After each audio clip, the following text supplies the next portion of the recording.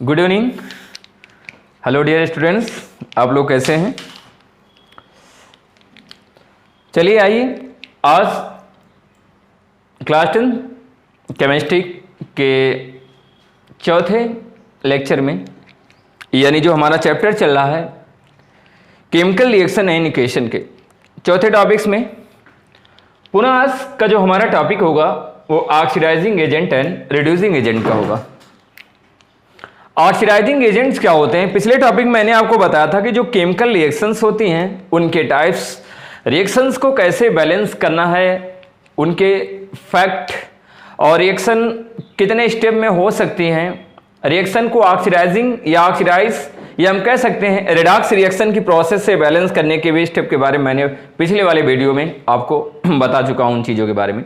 तो आज का जो हमारा टॉपिक है, आज के टॉपिक में हम जानेंगे कि ऑक्सीडाइजिंग एजेंट क्या होते हैं और रिड्यूसिंग एजेंट क्या होते हैं। ठीक है, यानी जो इन हिंदी हम कह सकते हैं ऑक्सीकारक और अपचायक किसे कहते हैं। दो सब्सटेंस व्हिच ऑक्सीडाइज इटसेल्फ, ध्यान दीजिएगा, यानी कहने का मकसद कुछ ऐसे सब्सटेंस होते हैं जिनमें स्वयं अपचयन करने की प्रक्रिया होती है। ठीक है, and reducing by other self, हम कह सकते हैं कि वो दूसरे द्वारा क्या हो जाते हैं, अपचयित हो जाते हैं। तो ऐसे सब्सटेंस क्या कहलाते हैं? ऑक्सीडाइजिंग एजेंट कहलाते हैं। ठीक है, ऑक्सीडाइजिंग एजेंट की जो सबसे बड़ी प्रॉपर्टीज है उसमें क्या होता है? Releasing of oxygen molecules, oxygen atoms या मोर इलेक्ट्रोनेगेटिव एलिमेंट्स। ठीक, दूसरी चीज क्या होती है? यानी जो नेगेटिवली चार्ज होता है उनका क्या होता है?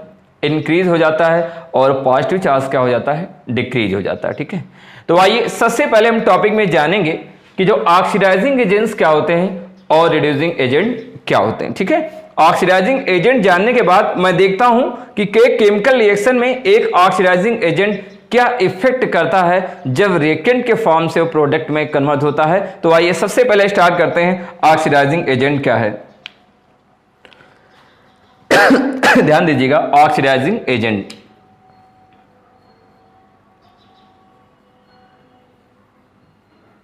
Oxidising agent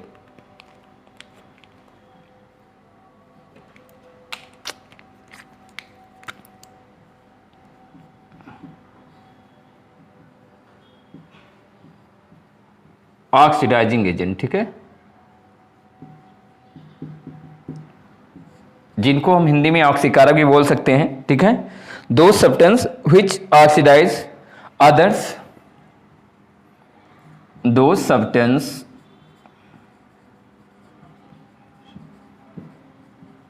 which oxidise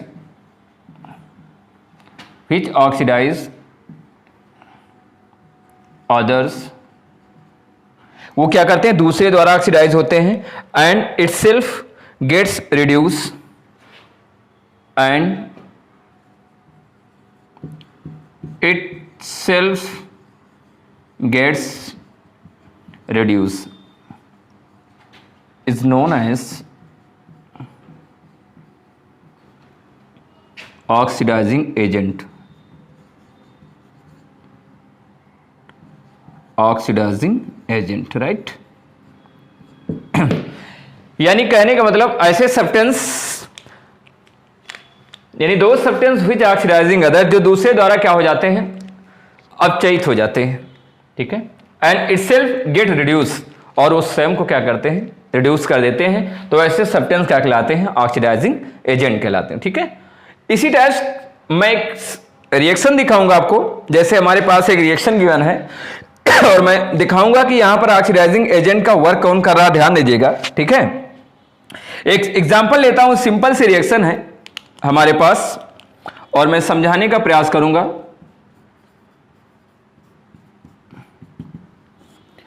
reaction के लिए हम क्या देखते हैं कि जब हमारे पास सोडियम, यानी सोडियम क्या है, ध्यान दीजिएगा, यानी हम यहां पर क्या लेंगे? 4Na, यानी रिएक्शन को बैलेंस के फॉर्म में ले चल रहे हैं। और यहां पर क्या होता है? 4Na जब ऑक्सीजन से रिएक्शन करता है इन द रूम टेम्परेचर, वो क्या बनाता है? सोडियम ऑक्साइड का फॉर्मेशन करता है। ध्यान दीजिएगा, यानी सोडियम क्या करता है एट रूम टेम्परेचर, जब इनसे रिएक्शन करता है तो किसका फॉर्मेशन करता है, सोडियम ऑक्साइड। सबसे पहली चीज क्या होती है, अगर हम इसको समझने का प्रयास करें कि ऑक्सीडाइजिंग एजेंट में सबसे पहले कि नेगेटिव चार्ज बढ़ेगा, ये एक चीज ध्यान देना है, नेगेटिव चार्ज क्या होगा, बढ़ेगा। ठीक,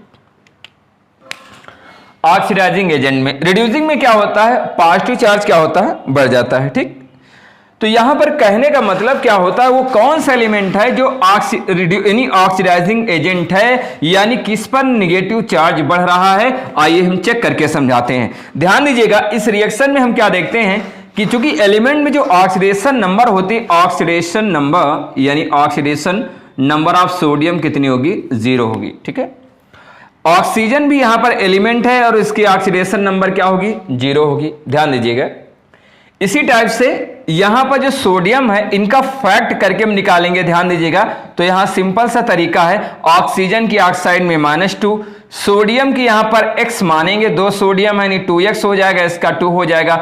जब हम इसको कन्वर्ट करेंगे तो x = हो जाएगा 2/2 यानी x = 1, यानी सोडियम की ऑक्सीडेशन नंबर +1 आ जाएगी। राइट, तो ऑक्सीजन की क्या हो जाएगी, -2, तो सोडियम के 2 मॉलिक्यूल से यानी 2 से मल्टीप्लाई करेंगे +1 का, तो +2 यानी यहां +2 यहां पर क्या हो जाएगा, -2। ठीक है, तो यानी समझने का प्रयास ये करेंगे। ध्यान दीजिएगा कि यहां पर मैं क्या देख रहा हूं कि सोडियम की जो ऑक्सीडेशन नंबर है यहां पर 0 से इंक्रीज होकर +2 हो रही है, यानी पॉजिटिव चार्ज इंक्रीज हो रहा है, तो ऐसी प्रोसेस कहलाती है ऑक्सीडेशन। राइट, और ध्यान दीजिएगा, जब 0 से लेकर आपके ऊपर -2 जा रहा है, यानी 0 से -2 का मतलब क्या होता है, नेगेटिव चार्ज इंक्रीज हो रहा है। ध्यान दीजिएगा, नेगेटिव चार्ज क्या होता है, इंक्रीज, तो ऐसी प्रोसेस कहलाती है रिडक्शन। और ध्यान दीजिएगा, जो रिडक्शन यानी जिनका रिडक्शन होता है उन्हीं को हम क्या बोलते हैं, ऑक्सीडाइजिंग एजेंट बोलते हैं। ध्यान दीजिएगा,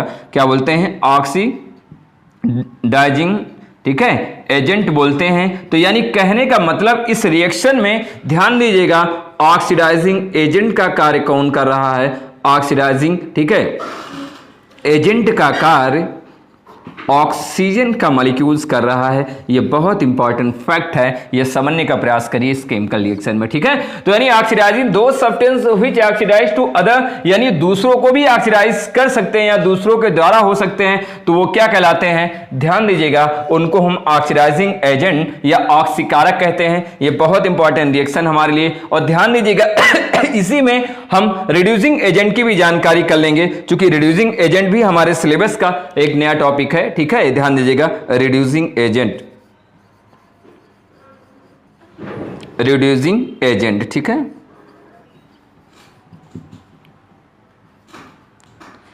रिड्यूसिंग एजेंट अपोजिट डिफिनेशन होगी, दो substance which reduce other and itself, दो सब्सटेंस, चले, दो substance which reducing other, reduce other, ठीक है, जो दूसरों के द्वारा क्या होते हैं, रिड्यूस हो जाते हैं, and itself get oxidise, and itself gets oxidise, वे स्वयं क्या हो जाते हैं, अपचयित हो जाते हैं। इस कॉल्ड एज, क्या कहलाते हैं, रिड्यूसिंग एजेंट यानी आर कहलाते हैं। राइट, अब इसके लिए आपको एग्जांपल देना हो तो मैं एग्जांपल यहीं पर दे रहा हूं। ध्यान दीजिएगा, क्योंकि रिड्यूसिंग एजेंट की जो सबसे बड़ी चीज क्या है, पॉजिटिव चार्ज क्या होगा, ध्यान दीजिएगा, पॉजिटिव चार्ज इंक्रीज होगा, यानी ऑक्सीडेशन नंबर क्या होगी, इंक्रीज होगी। तो यहां सोडियम में देखिए आप, सोडियम की ऑक्सीडेशन नंबर 0 से यहां +2 हो रही है, तो यहां पर क्या है, ध्यान दीजिएगा, पॉजिटिव चार्ज इंक्रीज हो रहा है। पॉजिटिव चार्ज क्या हो रहा है, इंक्रीज हो रहा है। तो यहां पर अगर पूछा जाए तो ध्यान दीजिएगा, मैं कह सकता हूं इस रिएक्शन में जो सबसे इंपॉर्टेंट चीज है, इस रिएक्शन में O2 हमारा जो है वो ऑक्सीडाइजिंग एजेंट है, और हमारा जो Na है, ठीक है, वो क्या है, रिड्यूसिंग एजेंट है। ध्यान देना, रिड्यूसिंग एजेंट, ठीक है। ये बहुत इंपॉर्टेंट रिएक्शन है, जल्दी से जल्दी नोट डाउन कर लीजिए, ठीक है।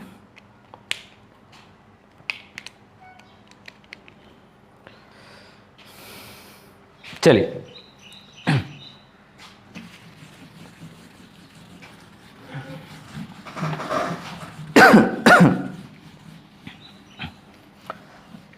स्टूडेंट, नेक्स्ट टॉपिक मैं लेकर आया हूं आपके सामने जो बहुत इंपॉर्टेंट है, जिसका नाम है कोरिजन, ठीक है। बहुत इंपॉर्टेंट टॉपिक है, ध्यान दीजिएगा, क्योंकि ऑक्सीडाइजिंग और रिड्यूसिंग एजेंट के जो हमारे क्वेश्चंस हैं वो आने वाले नेक्स्ट टॉपिक में, अभी जो इनके न्यूमेरिकल्स वगैरह हैं और इनके जो एमसीक्यूएस हैं और multiple choice very short types question जो हमारे गिवन है और ब्रीफ जो क्वेश्चंस हैं, आगे चल के हम प्रैक्टिस जब कराएंगे टॉपिक में क्वेश्चंस की तब उनको बताते रहेंगे। तब तक हम लेटेस्ट जितनी भी सारी थ्योरीज हैं उनके एग्जांपल्स दिए गए हैं, हम उनको यहाँ पर कंप्लीट कर रहे हैं और ये कंप्लीट करने का प्रयास करिए, जिससे हमारा मकसद है कि इसी मंथ में हम एसिड बेस साल्ट और एक्सेशन ऑफ मेटल्स के भी टॉपिक को अच्छी तरह पढ़ा दें, जिससे हमारा कोर्स अपडेट हो जाए और जो हमारे सेमेस्टर एग्जाम आने वाले होंगे उसमें हम अधिक से अधिक मार्क्स लाएं। तो ध्यान दीजिएगा, हमारा जो यहाँ पर टॉपिक है कौन सा है, कोरिजन। ध्यान दीजिएगा, ये भी हमारे एनसीईआरटी में कम से कम 2 मार्क्स का क्वेश्चन आएगा और इसमें क्वेश्चन है डेफिनेशन के साथ साथ उनके प्रिवेंशन के बारे में भी क्वेश्चन रखा जाता है। तो ध्यान दीजिए, कोरिजन होता क्या है, ये बनता कैसे है, यानी इसका फॉर्मेशन कैसे होता है, ठीक है, और इनकी प्रिवेंशन के लिए कौन कौन सी ऐसी चीजें हैं जिससे किसी पदार्थ को इन चीजों से सेफ किया जाए, यानी उनको बचा कर रखा जाए, ठीक है। तो आज का जो टॉपिक होगा यहां पर कोरिजन होगा, ध्यान दीजिएगा।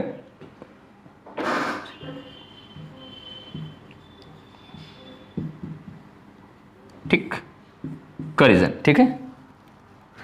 कोरिजन का मतलब होता है संक्षारण, संक्षारण, ठीक। वैसे हम कह सकते हैं, आपको मालूम है आर बगल बहुत सारी ऐसी ऐसी वस्तुएं हैं और जो मेटेलिक वस्तुएं हैं, अगर हम उनकी पहचान करना चाहें तो मैं क्या देखता हूं कि हमारे पास कुछ ऐसे ऐसे सब्सटेंस हैं, जैसे यहां पर क्या एक ट्राइपैड है, आपको दिख रहा है। ट्राइपैड में मैंने क्या देखा है कि जो आयरन की यहां पर स्टिक्स लगी हुई हैं इनमें, ठीक है, उनके ऊपर ये रस्ट लगा हुआ, ठीक है। ये रस्ट तभी लगा है इसके अंदर जब इनको या तो एटमॉस्फेयर में ऑक्सीजन मिली होगी, मॉइस्चर मिली होगी, उस मॉइस्चर के संपर्क में ऑक्सीजन क्या करता है, इनके ऊपर एक ऑक्साइड यानी फेरिक ऑक्साइड की लेयर बना देता है, जिसके कारण इनके ऊपर एक लेयर बन जाती है, ठीक है। इस लेयर के कारण ये सब्सटेंस जो होता है उसके अंदर एक केमिकल चेंज आ जाते हैं। केमिकल चेंज आने का मतलब क्या होगा, धीरे धीरे जो ये सब्सटेंस है धीरे धीरे अपनी प्रॉपर्टीज को खो देगा, ध्यान दीजिएगा, और उसके अंदर एक केमिकल प्रॉपर्टीज आ जाएगी और एक किसी न्यू सब्सटेंस का फॉर्मेशन करेगा। तो ध्यान दीजिएगा, बहुत सारे एग्जांपल्स आपके पास हो सकते हैं। मैं बता सकता हूं आपके पास, जैसे कॉपर से रिलेटेड कोई भी सब्सटेंस रखा हो, आपके पास छोटी सी थाली प्लेट होगी, कॉपर की प्लेट होगी, यानी जो तांबा होता है उसकी प्लेट होगी। आप क्या देखते हैं कि तांबे की प्लेट को अगर हम मॉइस्चर में यानी नमी के पास रख देते हैं तो आफ्टर सम टाइम एक ग्रीनियस कलर, ठीक है, ऑब्टेनिंग है। हम क्या देखते हैं, उसमें एक हरे रंग का पदार्थ जो है दिखने लगता है, यानी उसके ऊपर एक हरे रंग की कोटेड लेयर बन जाती है। उस कोटेड लेयर का जो यानी कहने का मतलब वो बेसिक, ठीक है, कॉपर कार्बोनेट और कॉपर हाइड्रोक्साइड की लेयर बन जाती है। वो basic copper carbonate copper hydroxide को जो लेयर होती है, ठीक है, वो वहां पर क्या करती है, वो कोरिजन पैदा कर देती है, यानी उनके अंदर एक प्रकार का रश लग जाता है, एक जंग लग जाता है, जो उस मेटल की सरफेस पर एक केमिकल चेंज को इन्वॉल्व करता हुआ दर्शाया करता है, यानी दिखाई देता है। तो आइए आज सबसे पहले हम स्टार्ट करते हैं, कोरिजन होता क्या है, यानी कोरिजन के लिए हम क्या करेंगे, टॉपिक के कुछ क्वेश्चंस भी दिए गए हैं, ठीक है। कोरिजन ये स्लो प्रोसेस कह सकते हैं in which the surface of metallic object corrosion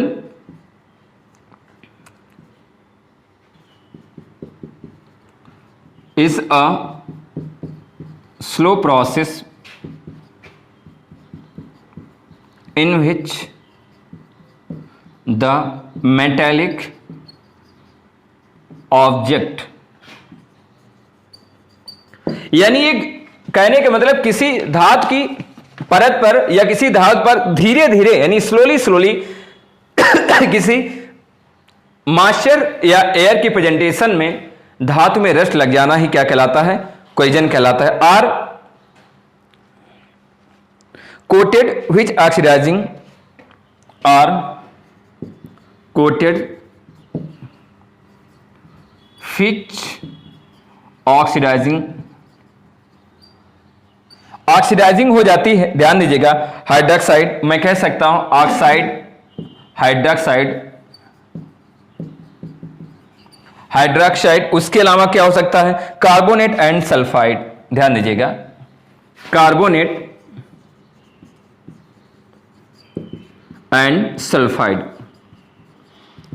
ठीक है, carbonate sulphide of the metal, of the metal is called as, हम कह सकते हैं, ठीक है, ऑफ द मेटल, आगे काल की कोई रिक्वायरमेंट नहीं। तो यानी corrosion is a slow process, यानी कहने का मतलब संसारण एक क्या, बहुत स्लोली, यानी बहुत धीरे सी प्रक्रिया है, जिसमें क्या होता है, उस मेटेलिक ऑब्जेक्ट के ऊपर, ठीक है, एक कोट यानी एक परत बन जाती है, व्हिच ऑक्सीडाइज, जो ऑक्सीडाइज हो जाती है हाइड्रोक्साइड यानी ऑक्सीजन की प्रेजेंटेशन में, हाइड्रोक्सीजन की प्रेजेंटेशन में कार्बोनेट की लेयर बन सकती है, उस पर सल्फाइड की लेयर बन सकती है, किस पर, जो मेटल यानी जो ऑब्जेक्ट हमारे पास होगा जिस पर वो कोरिजन की प्रोसेस कंप्लीट हुई होगी, ठीक है। तो यहां ध्यान दीजिएगा, ये बहुत इंपॉर्टेंट है, यानी as the slow degradation of metal surface, हम कह सकते हैं क्या होता है, एज द स्लो डिग्रेडेशन, ठीक है ना,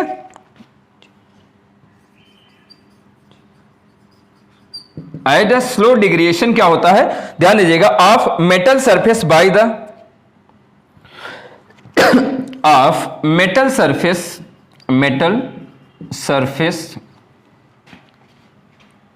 by air या of air, ठीक है, moisture or chemical them of chemical then, ठीक है, the process is called as corrosion. यानी कहने का मतलब होता है as the slow degradation process, मैं कहता हूं कि जो कोरिजन प्रोसेस है ये धीरे धीरे स्लोली सनई क्या होती है, ध्यान दीजिएगा, स्टार्ट होती है, और कोरिजन प्रोसेस में क्या होता है, वो मेटल की सरफेस चाहे जिस प्रकार की हो, धीरे धीरे किसी ना किसी फॉर्म में क्या हो जाएगी, नष्ट हो जाएगी। आइए मैं सिंपल सा भी इसका एग्जांपल देना चाहता हूं कि जो कोरिजन होती है वो किस प्रकार होती है, थोड़ा कंप्लीट कर लीजिए, आगे मैं एग्जाम्पल दूंगा जो बहुत इंपॉर्टेंट एनसीईआरटी क्वेश्चन, 100% एग्जाम्पल पूछा जाएगा, और इस एग्जाम्पल्स में हमारे क्वेश्चन दिए जाएंगे, कंप्लीट द फॉलोइंग, ठीक है, ऐसे क्वेश्चन रखे जा सकते हैं कोरिजन से रिलेटेड, ये ध्यान दीजिएगा। चलिए स्टार्ट करते हैं सबसे इंपॉर्टेंट टॉपिक में, जो हमारी प्रोसेस है, इसके एग्जाम्पल जो दिए गए हैं कोरिजन के। फर्स्ट हमारा एग्जाम्पल्स है, ध्यान दीजिएगा, क्या, corrosion of green copper in copper, यानी जो कॉपर होता है वो ग्रीन कॉपर में कैसे कन्वर्ट हो जाता है, ठीक। स्टूडेंट्स हमारे पास क्या है, कॉपर है, और कॉपर किस फॉर्म में है, सॉलिड फॉर्म में, ठीक, और ये किस प्रकार का है, ध्यान देना, तो रेडिश ब्राउन है, रेडिश ब्राउन कलर का हमारा क्या होता है, कॉपर होता है, ठीक। अब इसको मॉइस्चर्ड एयर मिलती है, यानी कार्बन डाइऑक्साइड, ऑक्सीजन, ये गैस होगी और ये गैस होगी, और इसके साथ क्या मिलता है, H2O लिक्विड फॉर्म में, राइट। यानी ये एनवायरनमेंट में क्या होते हैं, प्रेजेंट होते हैं, इन तीनों का मिक्सचर क्या होता है, वो मॉइस्चर या मॉइस्ट एयर कहलाता है, ध्यान दीजिएगा। जब इनके प्रेजेंटेशन में रिएक्शन होती तो बनाता क्या है, Cu, ध्यान दीजिएगा, CO3.CuOH का होल ट्वाइस, ठीक है, जिसका नाम क्या होता है, ध्यान दीजिएगा, यहां पर इसका नाम होगा copper basic copper carbonate and carbonate copper hydroxide, ठीक है, दूसरा नाम क्या हो जाएगा, कॉपर हाइड्रोक्साइड। तो यानी कहने का मकसद ध्यान दीजिएगा, यानी हमारे पास क्या होती है, सपोज दैट ये क्या है, कॉपर की एक मेटल है, हमारे पास एक कॉपर की क्या है, मेटल, एयर के प्रेजेंटेशन में मैं क्या देखता हूं, यानी जहां पर क्या होगी, मॉइस्चर एयर होगी, उस मॉइस्चर एयर की प्रेजेंटेशन में ये मॉइस्चर एयर आकर इसको कोट कर लेगी। कोट करने का मतलब है जो मेटल होगी ऐसे क्या होगी, ऊपर से कोटेड हो जाएगी। यानी कोटेड का मतलब क्या होगा, इस मेटल पर यहां पर एक लेयर बन जाएगी। कैसी लेयर बनेगी, ग्रीन कलर की लेयर बन जाएगी, जिसका फॉर्मूला होगा CuCO3 CuOH का होल ट्वाइस, यानी जो बेसिक लेड का, यानी हम कह सकते हैं कॉपर कार्बोनेट या कॉपर हाइड्रोक्साइड की बन जाएगी। ये बहुत इंपॉर्टेंट है, ध्यान दीजिएगा। एक तो ये सबसे बड़ी कोरिजन की प्रोसेस होगी, ठीक है। सेकंड हमारी कौन सी होती है, ध्यान देना स्टूडेंट। सेकंड हमारी प्रोसेस क्या होगी, कोरिजन ऑफ आयरन, ठीक है। या हम कह सकते हैं जो आयरन पर क्या होता है, कोरिजन होता है। ध्यान दीजिएगा, कोरिजन ऑफ आयरन, जिसको हम बोल सकते हैं रस्टिंग। यहां पर जो हमारी सेकेंड प्रोसेस होगी बहुत इंपॉर्टेंट है, ये ध्यान दीजिएगा। यहां पर सेकेंड प्रोसेस क्या है, कोरिजन ऑफ आयरन, ठीक है। आयरन पर क्या करना, जंग ला जाना, जिसको हम क्या बोलते हैं, रस्टिंग। स्टूडेंट, रस्ट का मतलब ही होता है जंग। ध्यान दीजिए, कोरिजन ऑफ आयरन कैसे होता है, एटमॉस्फेयर में क्या प्रेजेंट होता है, आयरन, जिसका सिंबल क्या होता है, Fe, सॉलिड फॉर्म में होता है। ये भी कैसा होता है, ये भी रेडिश ब्राउन कलर का होता है। स्टूडेंट ध्यान दीजिएगा, ये किस कलर का होता है, रेडिश ब्राउन होता है। ध्यान दीजिएगा, यानी रेडिश ब्राउन कलर का होता है। अब बैलेंसिंग के लिए हम लिख सकते हैं 3/2 O2, यानी जो ऑक्सीजन के मॉलिक्यूल हैं, और H2O का मतलब होता है नंबर ऑफ क्या होता है, ध्यान दीजिएगा, नंबर ऑफ वाटर के मॉलिक्यूल्स, यानी जो सबसे पहले Fe ऑक्सीजन से रिएक्शन करके ऑक्सीडाइज हो जाता है in the presentation of hydrogen. यानी कहने का मतलब उस हीट की प्रेजेंटेशन में जब ये ऑक्सीडाइज होगा तो ये जो फार्मूला बनाएगा, क्या बनाएगा स्टूडेंट, Fe2O3.H2O, जिसका मतलब होता है, ध्यान दीजिएगा, हाइड्रेटेड, ठीक है, फेरिक ऑक्साइड, यानी फेरिक ऑक्साइड, जिसको हम क्या बोलते हैं, रस्ट बोलते हैं। ये ध्यान देना, ये रस्ट का भी फार्मूला हो जाएगा, ठीक है। यानी कहने का मतलब उस मॉइस्चर के प्रेजेंट में ये आयरन क्या करता है, ऑक्सीजन और जो वाटर के मॉलिक्यूल्स हैं उनसे रिएक्शन करके रस्ट का फॉर्मेशन करेगा। आपके यहां अगर Fe रखा हो तो आप क्या देखोगे, मैंने अभी भी एग्जांपल दिया कि यहां पर इनके ऊपर क्या होती है, एक लेयर बन जाती है। इस लेयर में क्या होता है, वो रस्ट यहां पर जम जाता है और धीरे धीरे वो इसको क्या करेगा, इसकी केमिकल प्रॉपर्टीज को नष्ट करना स्टार्ट कर देगा, ठीक है। तो आइए सिंपल सी एक छोटी सी बात बताते हैं कि जब ये रिएक्शन कंप्लीट हो जाती है तो हम क्या करते हैं, इनको कैसे प्रिवेंट किया जाए, कैसे, ठीक है, इनका प्रिवेंशन किया जाए, यानी कोरिजन से हमको कैसे बचा सके, या हम कह सकते हैं कोरिजन से हम कैसे छुटकारा पाएं। तो इसके लिए भी ध्यान देना, ठीक है। चलो कंप्लीट करो, ठीक।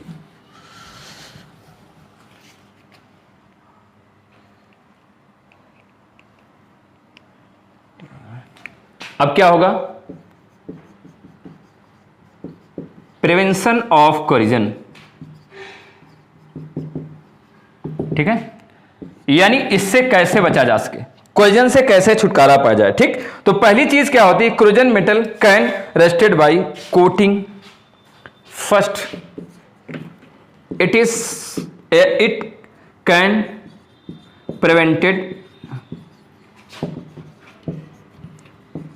by coating more reactive elements, अर्थात इसको सबसे पहले क्या किया जाता है, इसको कोटिंग किया जा सकता है। दूसरी होती बाय गैल्वेनेशन प्रोसेस, बाय गैल्वेनेशन प्रोसेस, ठीक है, जिसको हम गैल्वेनेशन प्रोसेस भी कह सकते हैं।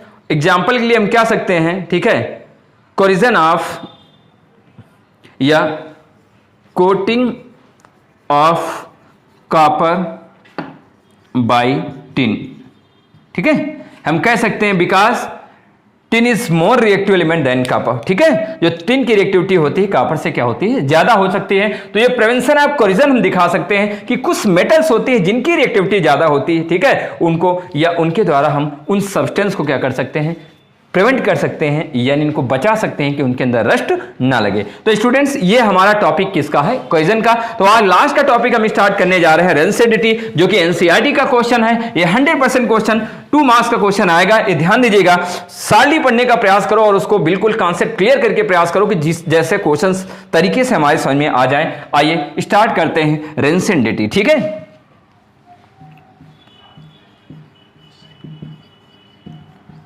रेंसिडिटी यानी जिसको हम हिंदी में बोलते हैं विकृत गंधिता, ठीक है। ध्यान देना स्टूडेंट्स, हमारे यहां बहुत सारे सब्सटेंस ऐसे हैं जो एयर और मॉइस्चर के प्रेजेंट में क्या होते हैं, उनके अंदर एक विशेष प्रकार की गंध आने लगती है, एक स्मेल आने लगती है, ठीक है। उन पदार्थों को हम लोग बचाना चाहेंगे या बचा सकते हैं अगर हमें उसके बारे में पहले से कोई ना कोई नॉलेज हो, ठीक है।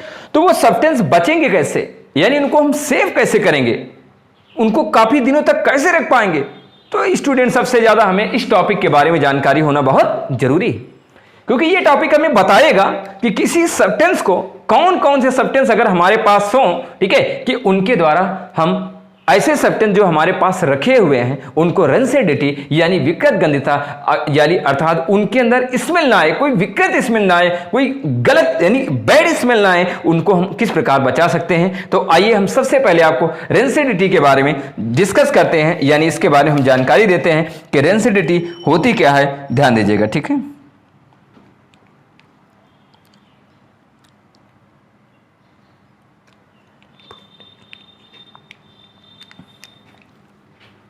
कह सकते हैं क्या होता है, as the aerial oxidation of fat और oil, as the aerial oxidation of fat और ऑयल, ठीक है। Containing food material indicated by unpresent, containing food material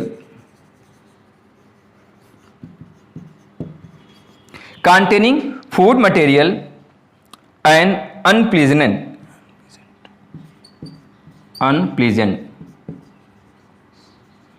जिसका मतलब दुर्गंध होता है।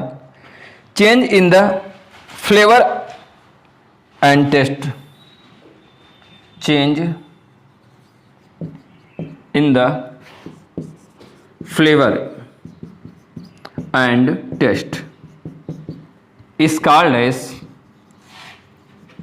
rancidity। स्टूडेंट्स, यहां पर क्या बताया गया है कि जो एरियल ऑक्सीडेशन होती है उसके प्रेजेंट में अगर क्या हो, फैट या ऑयल, जो हमारे पास वसा युक्त चीजें होती, फैट और ऑयल कंटेनिंग फूड मटेरियल, अगर क्या हो एयर के प्रेजेंटेशन में, ठीक है, यानी अगर किसी सब्सटेंस में फैट या ऑयल हैं तो उसमें अगर एयर मिल जाए तो एयर क्या करती है, उनके अंदर कुछ बैक्टीरियाज वगैरह जाकर एंट्री कर लेते हैं, जिससे उनके अंदर यानी उस सब्सटेंस के अंदर अनप्लीजेंट चेंजेस आ जाते हैं, यानी एक विशेष प्रकार की दुर्गंध आ जाती है in the flavour and taste, जिसके कारण उसका जो स्वाद है, ठीक है, और उसकी जो महक है यानी उसकी जो गंध है वो बिल्कुल बदल जाती है। ऐसी प्रोसेस क्या कहलाती है, विकृत गंधिता या रेंसिडिटी कहलाती है, ठीक है। यानी कहने का मतलब क्या होगा, खाद्य पदार्थों में किसी बैड स्मेल के कारण हम ये क्या देखते हैं, उन चीजों को हम पसंद नहीं करते हैं। तो क्यों नहीं करते हैं, क्या रीजन है, बस केवल रेंसिडिटी है। किसके कारण है, उन फैट और जो आयस के पार्टिकल उनके अंदर कंटेनिंग किए हुए हैं, ठीक है, उनमें एरियल ऑक्सीडेशन के कारण एक डिफरेंट टाइप की स्मेल आ जाती है, एक अनप्लीजेंट स्मेल आ जाती है, एक चेंज आ जाते हैं, जिसके कारण उसमें डिफरेंट टाइप की स्मेल आने लगती है, ठीक है। तो ऐसी प्रोसेस क्या कहलाती है, रेंसिडिटी कहलाती है, ठीक है। यानी कहने का मतलब होगा, अगर हम इस रेंसिडिटी को बचाना चाहे कैसे हम प्रिवेंट कर सकते हैं, तो सबसे इंपॉर्टेंट चीज ध्यान दीजिएगा, मैंने बताया था कि हमारे पास एग्जांपल्स के लिए बहुत सारी चीजें हैं। जैसे आपने देखा होगा चिप्स की जो पैकेट होती हैं, यानी जो चिप्स की पैकेट होती हैं, ये चिप्स की पैकेट है, ध्यान दीजिएगा। आपने लेस की पैकेट देखा होगा, ठीक है, ये लेस जो भी है ये चिप्स की क्या है, पैकेट है, by made by PNT, right. ये चिप्स की क्या है, पैकेट है, और ये चिप्स की पैकेट वगैरह में हम क्या देखते हैं, कौन सी गैस, यानी नाइट्रोजन गैस भरी जाती है, N2 गैस। क्यों, क्योंकि N2 गैस क्या करती है, ये एंटीऑक्सीडेंट का कार्य करती है, यानी एंटीऑक्सीडेंट का कार्य करती है, ठीक है। किसका कार्य करती है, ऐसे सब्सटेंस लेने चाहिए जो एंटीऑक्सीडेंट्स। तो हम एक बहुत इंपॉर्टेंट चीज आपको बताने जा रहे हैं, प्रिवेंशन के बारे में ध्यान दीजिएगा, कौन कौन सी ऐसी चीजें हैं। पहला हमारा सबसे इंपॉर्टेंट है BHA, जो कि केमिस्ट्री का एक प्रोडक्ट है जिसको हम शॉर्ट फॉर्म में बता सकते हैं, यानी ब्यूटिल हाइड्रोक्सी एनिसोल। क्या नाम है उसका? Butyl hydroxy anisole, butyl hydroxy anisole. और दूसरा है BHT, ये भी ध्यान देना, इसका नाम क्या होता है, यानी ब्यूटिल, ठीक है, हाइड्रोक्सी यहां पर क्या हो जाएगा, और टाल्विन हो जाएगा हमारा, ठीक है, ये क्या हो जाएगा, ब्यूटिलेटेड हाइड्रोक्सी टाल्विन, ठीक, ब्यूटिलेटेड हाइड्रोक्सी टाल्विन, ठीक है। तो ये सब्सटेंस क्या होते हैं, यहां पर सबसे इंपॉर्टेंट है कि ये सब्सटेंस क्या करते हैं, ये सबसे ज्यादा प्रिवेंट करते हैं। अगर हमारे पास BHA, अगर हमारे पास BHT और नाइट्रोजन जैसे हमारे पास सब्सटेंस होंगे तो ये क्या करेंगे, रेंसिडिटी से बिल्कुल हमें छुटकारा देंगे, जिससे हम पदार्थों को काफी लंबे समय तक पर्याप्त मात्रा में रख सकते हैं, उनको बेकार होने से बचा सकते हैं, उनमें विकृत गंधिता दुर्गंध जो आती है उससे भी उनको निजात करा सकते हैं, छुटकारा पा सकते हैं और उनको सेफ्टी से रख सकते हैं। स्टूडेंट, जो हमारा चैप्टर था केमिकल रिएक्शन एंड इक्वेशन का जो लास्ट टॉपिक था, ये भी बिल्कुल फिनिश हो गया है। स्टूडेंट्स, सब आगे चल के हम क्या करेंगे, इस चैप्टर के क्वेश्चंस को प्रैक्टिस कराएंगे। तब तक के लिए आज का चैप्टर यहीं फिनिश है। आप यूट्यूब पर जाकर best coaching classes PNT sir, ठीक है, चैनल पे जाइए और आप सब्सक्राइब करिए। आपको नए अपडेट रोज के जो लेक्चर हमने प्रोवाइड किए हैं आपको मिलते रहेंगे। Thank you.